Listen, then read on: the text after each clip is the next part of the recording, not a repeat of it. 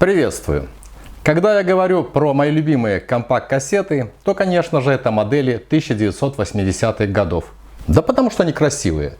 Для меня 1980-е это золотой период для этих носителей. И той диско,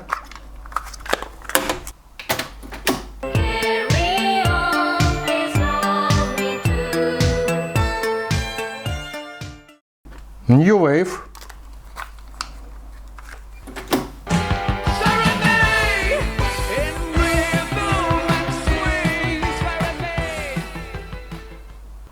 и рок-музыки.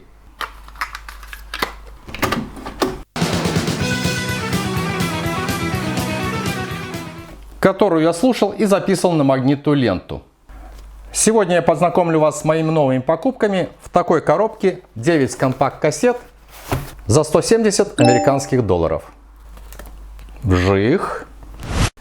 Итак, по старшинству. Кассета 1982 модельного года TDK AD60 для рынка США.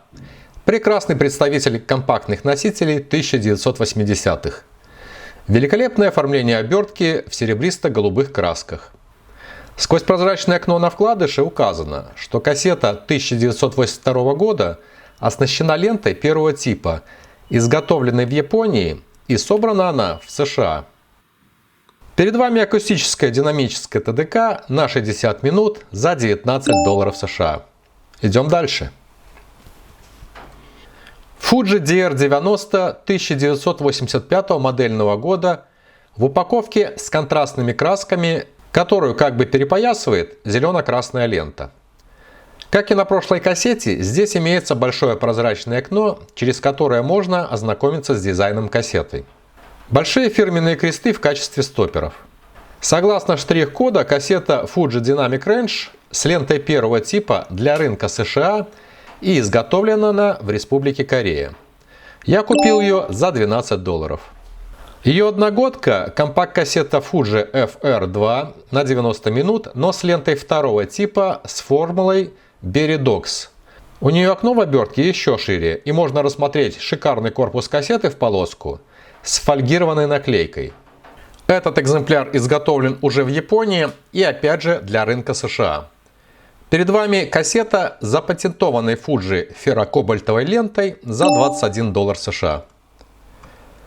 Не смог я пройти мимо этого уцененного экземпляра TDK SE90, тоже 1985 года. У нее повреждена обертка. Кассета, как и упаковка, вся в серебре, изготовлена в Японии для внутреннего рынка. Она оснащена лентой второго типа с фирменной формулой Super Evelyn. И это самая дорогая кассета в этом наборе. 31 доллар за шикарный серебристый экземпляр. И я представляю на обзор еще одну очаровательную модель, но уже 1986 года. TDK SA90, которая была изготовлена в Японии для европейского рынка. Великолепное сочетание черного, серебристого и основного золотистого цвета на кассете. Могу предположить, что лента второго типа в ней такая же, как и в предыдущей. Приобрел по цене на 2 доллара дешевле ее сестренки. Знакомимся дальше. В 1988 году TDK выпускает на рынок вторую стеклянную модель D с лентой первого типа.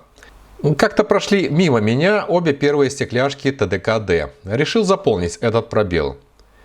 У нее красочная и яркая обертка, много алого цвета. На тыльной стороне отмечено, что кассета изготовлена в Японии для рынка США. У нее соответствующие американские катушки с прямоугольными отверстиями. TDK Dynamic 60 с лентой начального уровня, согласно этой шкалы, приобрел в моем городе за 9 долларов. И я представляю компакт-кассету Hitachi DL90 1989 модельного года, изготовленную японским предприятием Maxell. В целом выглядит привлекательно. Белые и синие символы на черном фоне. В этой модели лента первого типа заправлена в глухой черный корпус всем известной кассеты Maxell LN 1982 года с текстурой в мелкие треугольники. Была еще подобная модель и в прозрачном корпусе. Согласно представленной на вкладыше шкалы, Это начальная лента из оксида железа. Кассета изготовлена в Японии для рынка Европы. Я приобрел ее за $17, и в моей коллекции это первая такая модель DL и вторая кассета под брендом Hitachi.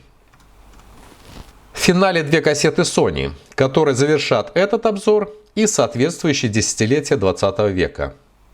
Итак, модели 1990 года Sony HZF-90 с лентой первого типа и Sony UX-90 с лентой второго типа. Первая кассета с лентой High Dynamic Ferric также выглядит классно. Приятное глазу сочетание красного, черного и белого цветов на упаковке. Сквозь окно можно лицезреть левую часть кассеты, которая своим оформлением мне напомнила модель EF 1985 года. Конкретно эта кассета изготовлена в Таиланде, но на 5 лет позже EF. Я отдал за нее $16. Компакт-кассета Sony с лентой второго типа Uni-Axial дополнит мою коллекцию, в которой уже есть бывшая в пользовании с хронометражем 60 минут.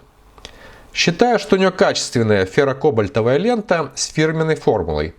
Внешняя упаковка привлекательна. Здесь используются фиолетовый, золотистый и черные цвета. Сама кассета не столь яркая, но выглядит оригинальной и запоминающейся. Согласно шкалы, размещенной на обратной стороне обертки, это начальная лента второго типа.